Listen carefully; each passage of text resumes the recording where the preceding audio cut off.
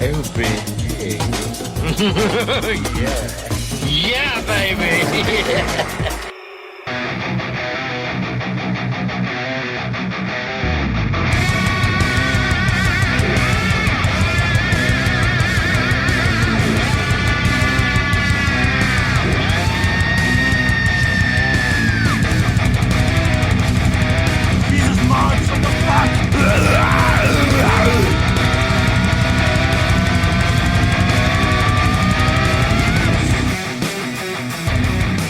UFO Buster Radio, episode number 343? Yeah, I gotta think about it. I actually put this episode together yesterday, and it never happened for reasons that will not be disclosed on this particular podcast today. But I'm here today, so let's all rejoice. Let's all get together with the blue chicken and your emissary to that particular religion. So I'm here. Now you're blessed just as well as I am. Thank you. You know, before I started the podcast, I was thinking, where in the flying hell is Mike Hughes? For those of you who have been listening for a while, you know that it was last fall, Mike Hughes was going to strap his ass to a rocket, take off, because, you know, he was doing some kind of promotion, but according to him, he is a flat earther, so he needed to know whether or not the earth was flat. And basically, the best way to do that is to strap your ass to a rocket. That's what he was planning. But he had faulty parts that he brought on Craigslist. If you have to buy your rocket gear from Craigslist, you're just asking to blow the fuck up. There is no way around it. You're literally... You might as well just do it on a celebratory day, like July the 4th. And, strap yourself up to a bunch of firecrackers and, all kinds of stuff, Roman candles, and blow yourself up that way. That way people are none the wiser.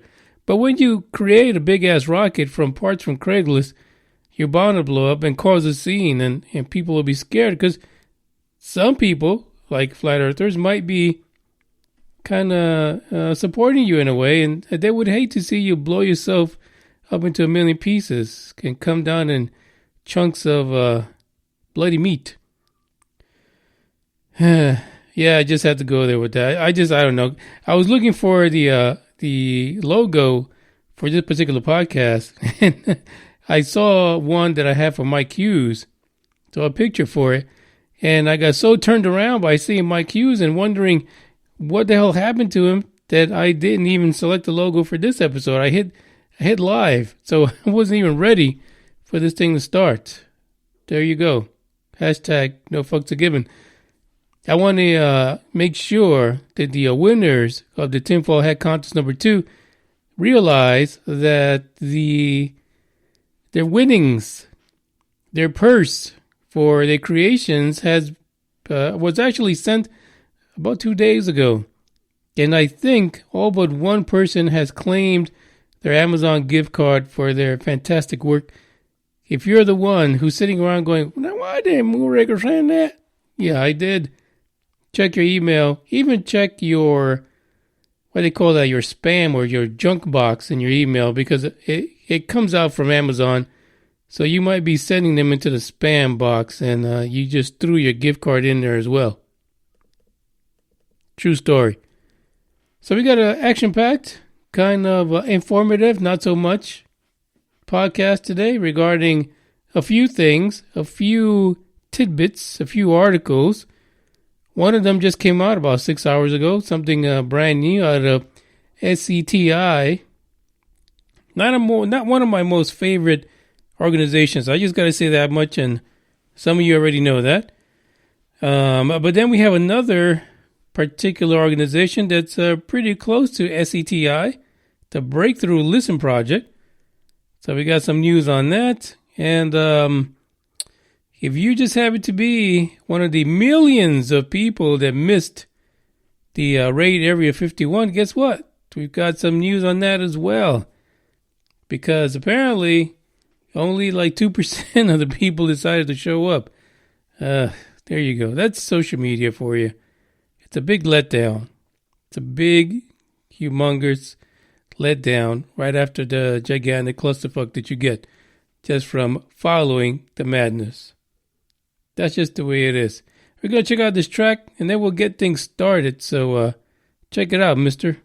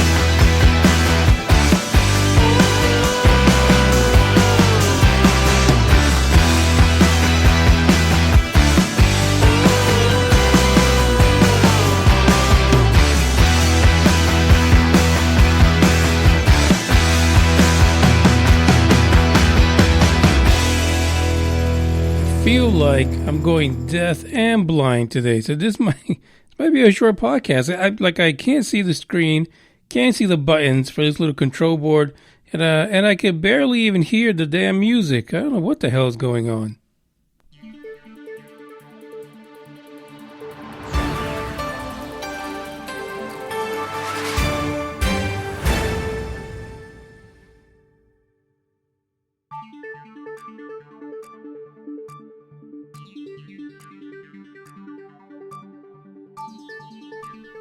Gotta be the rum.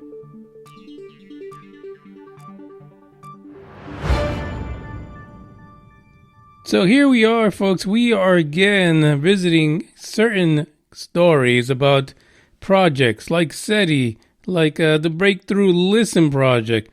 They're almost like one and the same. What the fuck are you listening for? What are they listening for? Who's sending you data or message or anything for you to actually want to listen? That's the question. Now, some of you might not be completely familiar with this whole breakthrough initiatives. These were initially founded by Julia and Yuri Milner. They're also part of the Breakthrough Prize, which has to do with the search for extraterrestrial intelligence.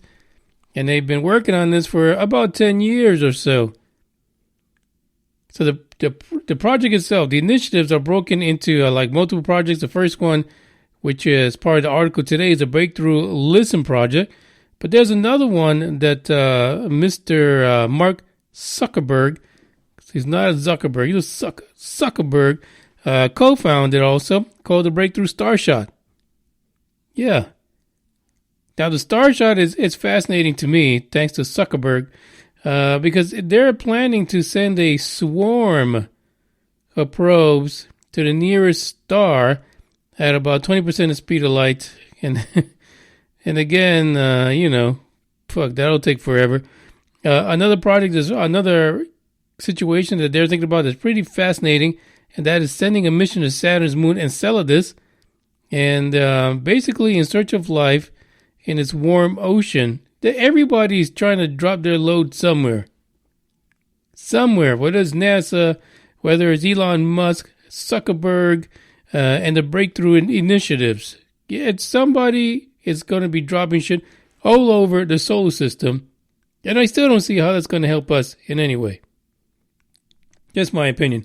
The article titled 100 Million Project to Hunt for Alien Life releases trove of data. Yeah, the Breakthrough Listen project released almost 2 petabytes of data last week, including a survey of radio signals from various parts of the galaxy. According to this, they also got a little bit overzealous and decided to check two-eyed Borisov, which was the second, as they call, interstellar object that entered into our solar system not too long ago. They actually did some kind of a technosignature search on it to try to figure out if maybe two-eyed Borisov was actually sending out frequencies or signals from an alien nature, if you will. Technology, electronics, and things like that. Epic fail. They found nothing.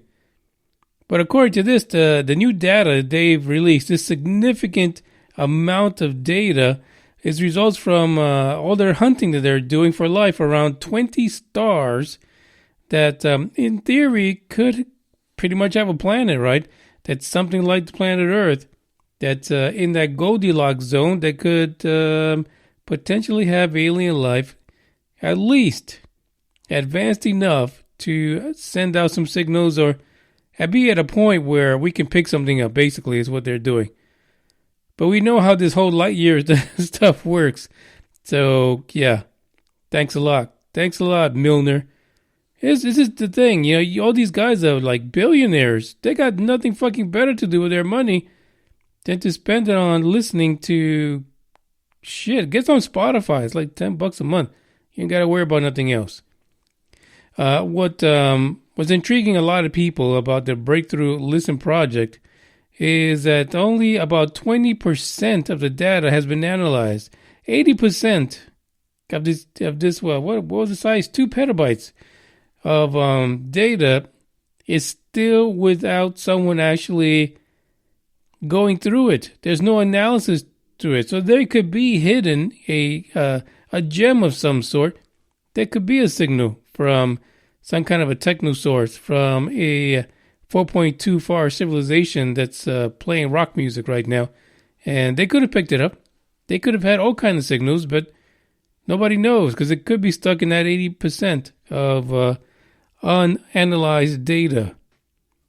It still is shocking and amazing to me all at the same time that we have all these projects and all these people want to spend their billions to go out there and just start, dumping things on our planets in the solar system without really giving a care. They're just doing it because they can, because they've got the money.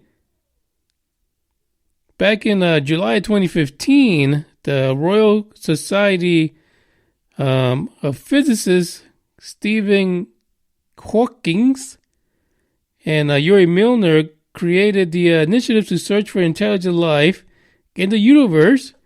And they're basically a plan to possibly transmit messages out into space. But, then again, messages only travel at the speed of light. They're not traveling any faster. So again, if you're sending a signal to something that's 4.2 billion light years away, you're not going to get a fucking answer. You really aren't.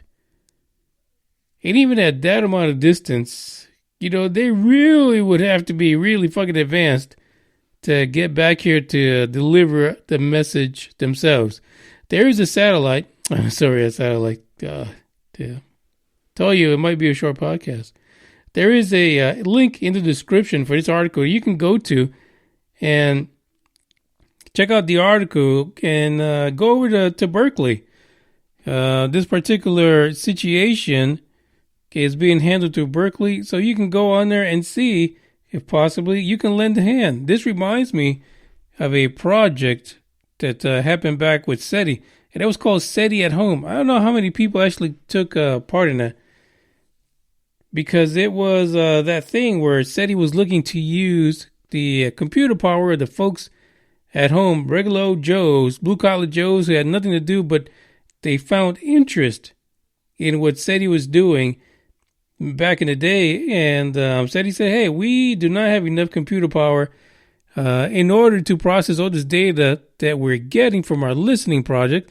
So if you guys can log in to the website and process this, your computer can process this when you're not using it, and help us analyze the data.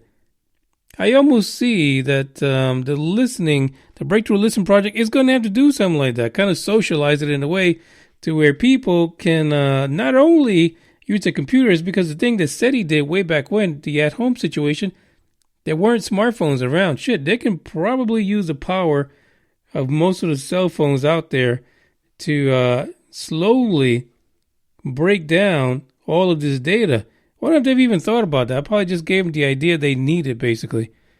Fantastic. Make sure the check's in the mail. But really, if you think about it, that really could be a way that they can solve all of this if they don't have.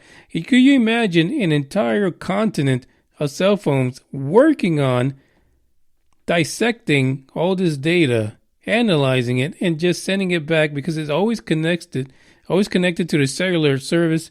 The data is always going back and forth. Literally, they could probably solve this analysis issue in no time. Kind of like what SETI at Home tried to accomplish. I don't know. I just come up with all kind of ideas. You guys, what would you do? If you had all this damn data and you basically didn't have the manpower, because I'm sure there's a shitload of people working for them. If you didn't have the manpower, wouldn't you leverage the technology available for at consumer level to help you out? Shoot, I would do it definitely. A drop of a hat. Because think about it, most of these people are so fascinated by the topic, though, according to surveys, a little less than half of them do not even believe in aliens. But for damn sure, they would like to be the ones who found the answer to that age-old story about life elsewhere on their fucking phone. Guaranteed.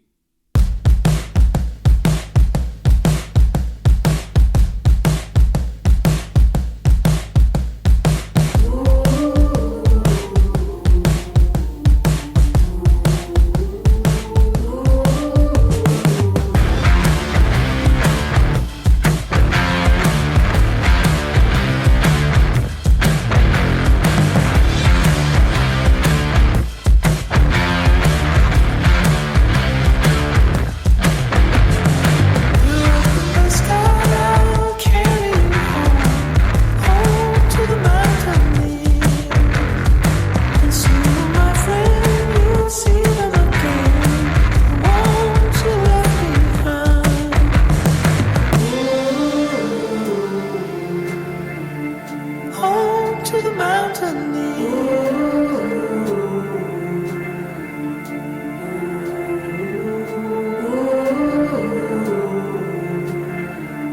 home to the mountain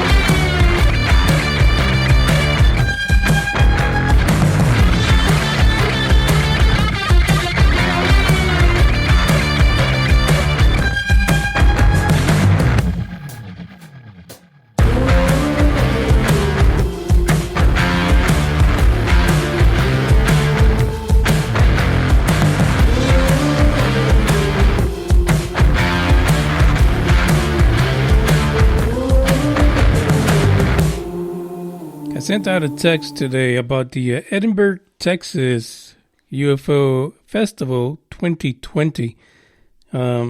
Inadvertently, because I got spell check on this SOB, it added the H to the end of it. So that Edinburgh is not here in the United States. It's across the pond. And of course, Chris chimed in and said, "Hey, Moonraker, yeah, if you're going to be at this Edinburgh, I'll be there with you."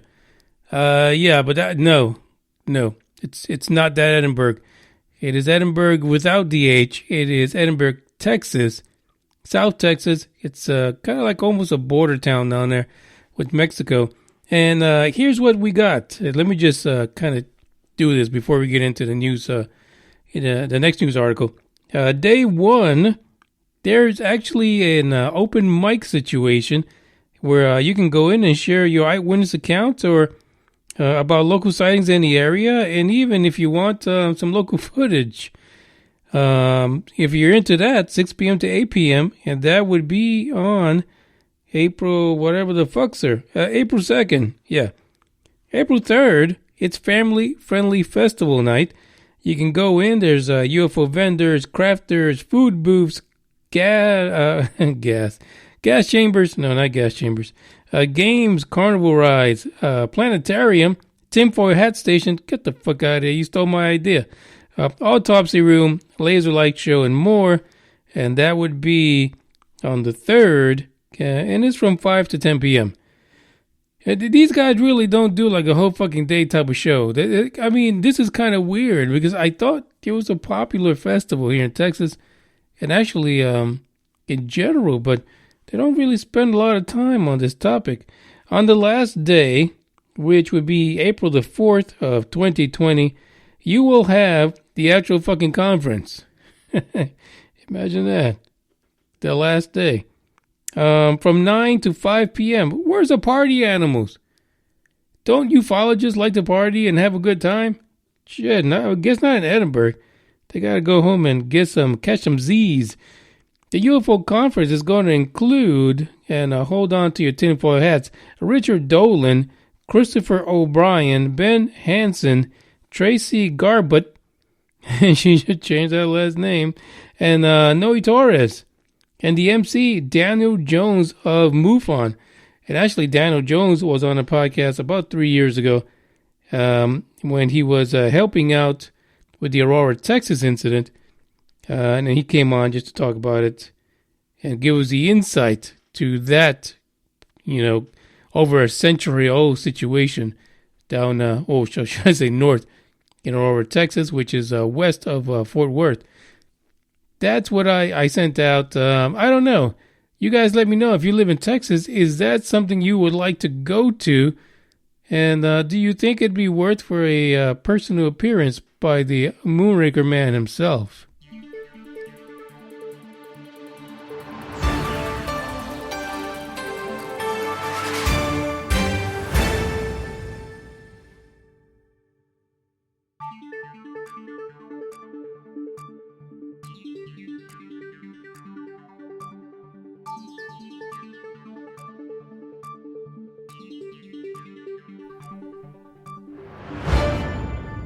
The next article is going to take us to Area 51. Yeah, so you guys remember Raid Area 51, like the Notaru run through it. Man, what a perfect storm to end up in what one could say is a loving and most thoughtful failure. Yeah, pretty much. No, it wasn't millions of people that showed up. Maybe in the thousands. So by and large, if you compare it to the year before, which there was no fucking festival, then I guess last year the Area 51 raid was a success. The one thing that people were afraid about in that area there in the neighboring cities, towns, municipalities was that there was going to be 1 million people going down there, 1 million plus, and they were going to wreck the damn towns. I mean, some of these towns have less than 100 people. And they were thinking there was going to be a horde, a damn dark horde of people coming in, wearing tinfoil hats, alien costumes, and probing whatever they could find just to get over to the front gate of Area 51. Didn't go down that way. A few arrests, but, shit happens. Can't be perfect. The Little Alien In website actually posted that there will be an Alien Stock 2020. It will happen September 10th through the 12th. And there, if you go to the website, which, did I put the link in this damn description? Of course not. But anyway, if you look at the article that's linked in the description, it'll have a link to the Little Alien In website, and you can check out. Really, you want to bookmark it because they haven't put that much on there.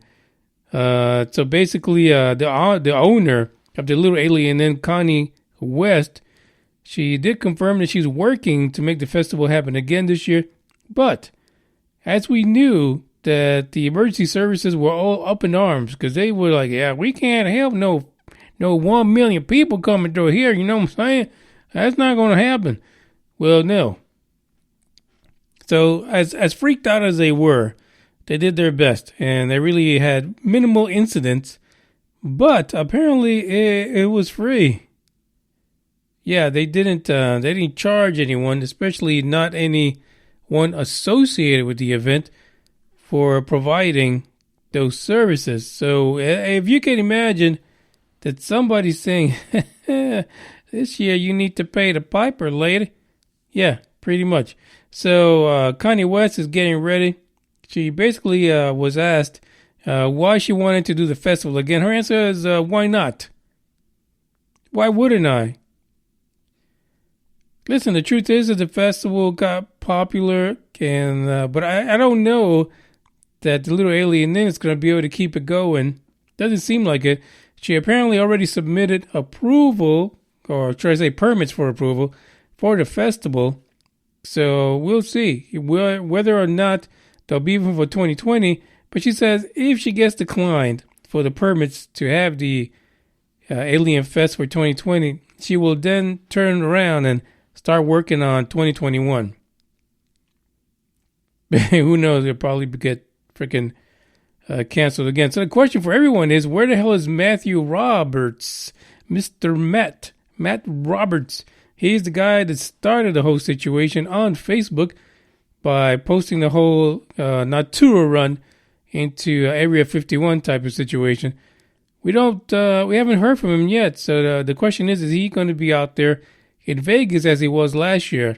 because, of course, he kind of, I don't know, turned his back on Kanye West and decided to do his own festival out in Vegas. So we'll see what happens. Which is kind of weird because, bruh, you were saying you were going to raid Area 51. You can't fucking do that shit from Vegas. Wake the fuck up. And he'll probably stay out of it. Who knows? Lincoln County Emergency Manager Eric Holt said that at the peak of last year's event, there were about 3,000 people camping around Rachel, Nevada, as part of alien stock. And basically, they were fine. Many of the people really came in for day trips. There were some people who camped around. But he said overall it was a success. Here's a quote from Lincoln County Sheriff Kerry Lee, which might have Kanye West kind of thinking about whether or not it's a good idea to continue this. Those agencies that came in to help last year because of a quote-unquote emergency won't be here for free this year. You know what I mean? Wink, wink, hint, hint. That actually is part of the quote. Because it's not an emergency. Now, this is something that they're planning for because it isn't an emergency. I think the county was up to $250,000 that they were out of pocket. In other words, seems like Connie is going to need some help getting that money together because it's not going to be free this year. So if she wants to have a law and order, she's got to pay for it. Her and whoever she kind of gets together with to get this alien stock going down in Rachel, Nevada. We'll see what happens. It really seems like enough people were interested in it last year that it could be a success for her. We'll see if she'll be able to pull it off. So, you mean, the question that a lot of people had in their mind is, with all these alien, conferences and festivals and things like that, why would you need another one? And though there is such a, Area 51 is just something that people just find so intriguing and fascinating. And the idea that it has to do with maybe possibly the origin of our interactions with aliens and the fact that maybe something that went down in Roswell could have ended up there as well. The list goes on and how people see Area 51. But if it's not what people say it is, unfortunately, it could eventually die down because going up to the gate and threatening to go across, which is pretty dumb, doesn't really make it a festival. There's enough festivals around the world, around the United States, to where you don't need another one. So I think the lure of Area 51 will die eventually, unless something fucking crazy happens. Kind of like it was Roswell, where every 2 years somebody has a new finding, new evidence. You just can't write some of this stuff. So anyway, best of luck to Connie. If you guys are going to head out there to this year's Alien Fest, if it happens, if not the year after, hey, let me know. Maybe you could be an emissary for the blue chicken religion and take that foul message with you about how things are going to be run going forward.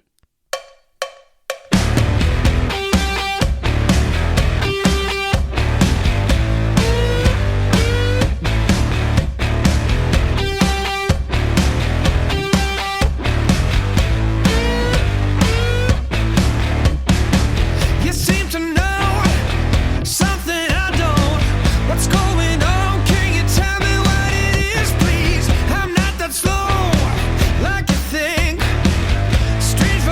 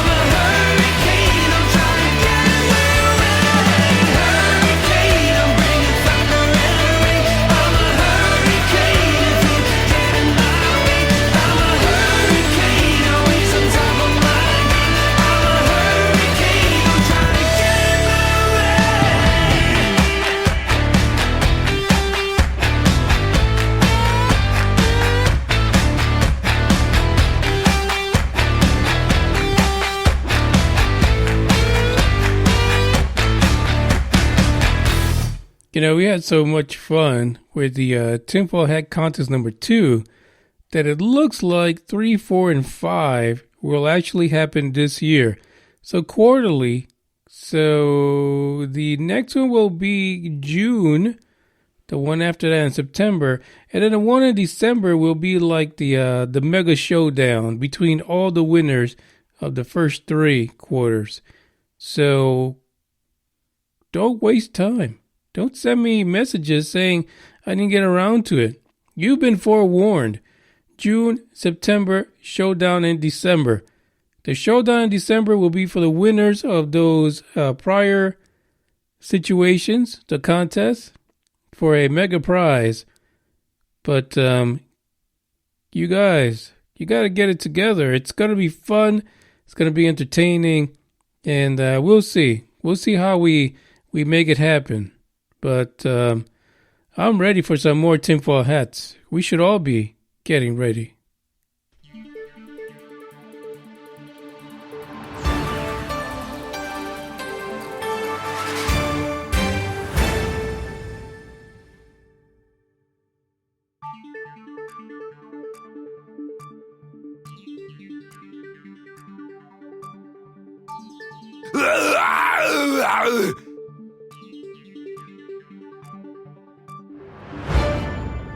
Arnold tried to wake you up. He says this is the last article. So hold on. Just don't stop. Be there or be square. The first alien life we find is more likely to be intelligent than not, according to SETI. And again, these guys, they make me sad. They make me cry on the inside. And you're going to see why in this article. Why I feel suicidal when I listen to SETI and all the hoopla, all the rah they give you, but it goes nowhere. Absolutely nowhere. According to this article, which has a lot of quotes here from SETI, but we'll go over a few of them.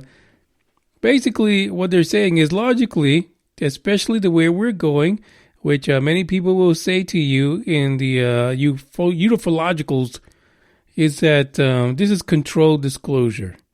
And that route means that we are going to wait. We're going to wait until NASA or someone from Europe or India or China or Japan or Australia or whatever country, some small country in South America, gets together and sends up a rover or a ship or something, and then they just happen to confirm microbial life. That is the slow train. It's not even the local train. That shit's going really fucking slow. And it's stopping at every stop, even the ones that are not supposed to. The idea is that this controlled, slow disclosure, which really, it kind of makes sense, right? Because we have NASA now kind of dumping SpaceX, dumping everyone except for Boeing, who can't get their fucking act together, and pushing back any trips to anywhere. Again, why? It just makes no sense. Why everyone else is trying to get the shit going, putting the metal to the pedal, the pedal to the metal, and they're not doing it right. They're actually pushing it back. Everyone else is trying to get it done. The article here talks about how SETI says, you know what, it is more likely that it won't be microbial life that we find first. Andrew Simeon from the University of California, Berkeley, who is associated with SETI, I don't even think you should tell people that. He told the Association for the Advancement of Science Conference in Seattle, according to iNews, because fuck, this is like there's a long chain of people that it's going through. There are 2 horses in the race to find life beyond Earth. The first is the search for chemical signatures from planets, and the second is the search for extraterrestrial intelligence. Intelligent life has the edge, as it can be detected across the entire galaxy. But you guys know how I feel about that. How the fuck do you know that it's intelligent if it's on the other side of the fucking galaxy? That's how SETI makes me sad. Like, they had this great little speech, this whole little phrase they put together. It's wonderful. It speaks to us that believe something's out there, and then they fuck it up. by saying that it'll be detected across the entire galaxy. You can't even tell whether or not this is a natural occurrence. So you'll sit around in your little bonfires by your headphones, trying to figure out if this FRB is intelligent or not. How can you tell that from a signal? What the fuck do you know? Shit, what the fuck does anybody know from things that are billions of light years away? It makes no sense. Simeon gave a talk basically on the situation when it comes to hunting for technosignatures. As we just said, SETI tried to do that with 2i Borisov and came short in a lot of ways.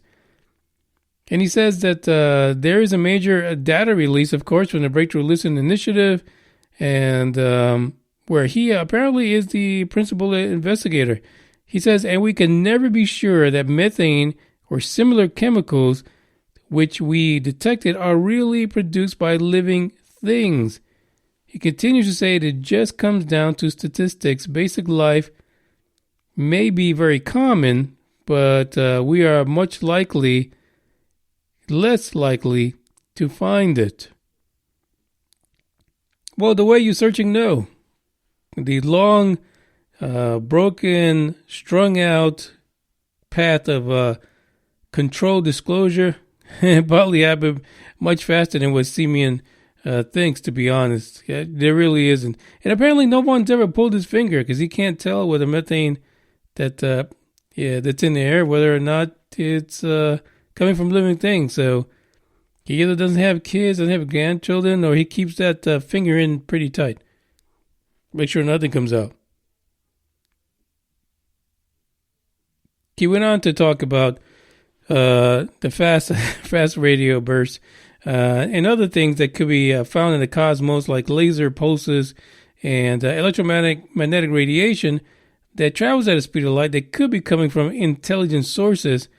And apparently the SETI scientists are continuing to refer to looking to these type of signals because they do not believe that they could be created by nature and that there could be other signs of alien technology as their search for technosignatures continues, which has kind of has left us a bit short, really. We're not seeing very much out of SETI, at least no results. Lastly, he says we've seen a dramatic explosion in the number of observations, the number of scientists working on this field itself. But there's a quote here that kind of trumps everything, and it says this: but if we do find simple life in our solar system before detecting ETs and their signals, it could point to a rather dark conjecture that life in the universe is plentiful, but it rarely survives long enough to develop the capacity to reach beyond its own world.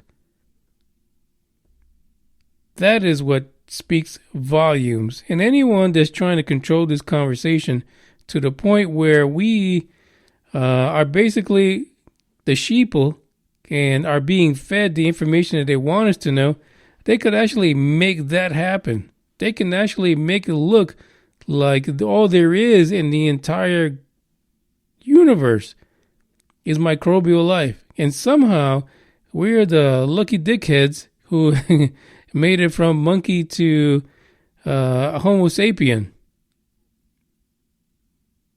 Which to me, in this day and age, with all the things that we've seen, through all these space telescopes and all these observatories, there is no way that in the vastness of this universe that we are that unlucky. It's not luck. It really is not luck to be the only developed civilization in the universe. It's fairly unlucky. Bring me back to the amoeba stage, because I'm tired of paying for fucking taxes. Yeah, fuck the taxes. Make me an amoeba. I'm good. I want to say hello to Green Man. He made it in at the very end, the tail end of this episode. It's not the Thursday Freakout, so it's a little earlier. Welcome aboard, Green Man. Actually, the winner of the Tinfoil Hat Contest number 2. Congratulations. The last thing I wanted to say, because that was the last article, and if you want to go and read any of these articles on your own, please, by all means, go into the description and click on the link. I have a link for each one of them. The last thing I want to say is this. I have another plan. Like, I have a dream. I do. I have a dream that I would like to invite listeners to partake in a UFO incident research. Because it takes boots on the ground, but it also takes people behind the computer, takes people calling, takes people interviewing other people. But I'd like to conduct that before the end of the year. I am open to ideas, basically. How can we conduct one of the most socially incredible, amazing UFO searches, interviews, and investigation that we've ever seen? Thinking we take the power of the internet, the power of communication through social media means, I think we can do it. We just need some people to say, I'm willing to go in there and make it happen. And I'm willing to help me get it done. This is Manny Moonraker. This is the final for this episode. Tomorrow is a Thursday Freakout, so hopefully we got some stuff to freak out about. Because otherwise, that episode would be pretty damn short itself. But I'll make sure that I have enough room handy to make it happen. This next song reminds me of a good old James Bond song. So I guess it's a tribute to the next Bond film. Ciao.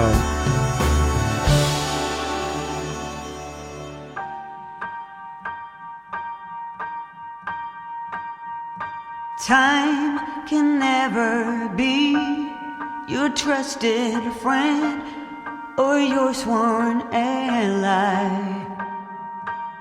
No, it's the harshest mistress of all.